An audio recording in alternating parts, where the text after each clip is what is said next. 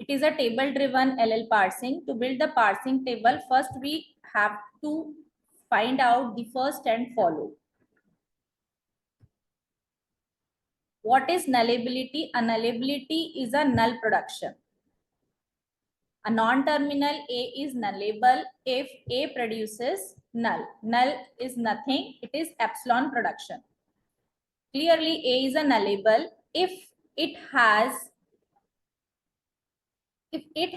A produces epsilon.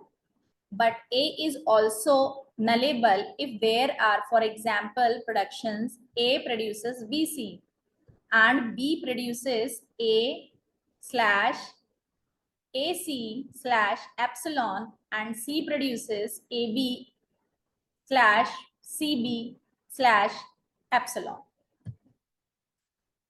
In other words, A is nullable if there is a production A produces epsilon.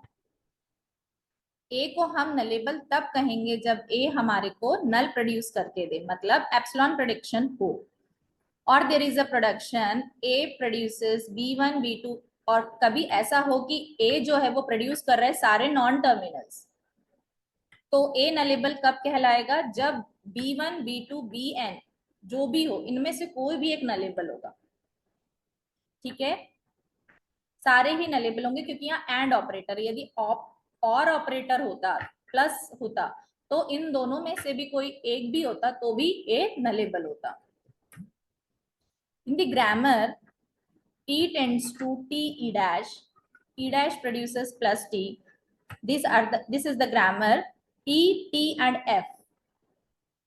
E, T and F are not nullable.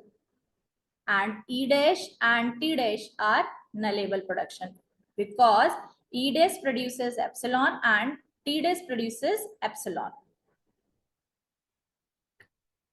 E is no, nullable नहीं है. E dash yes, T no, T dash yes, F no.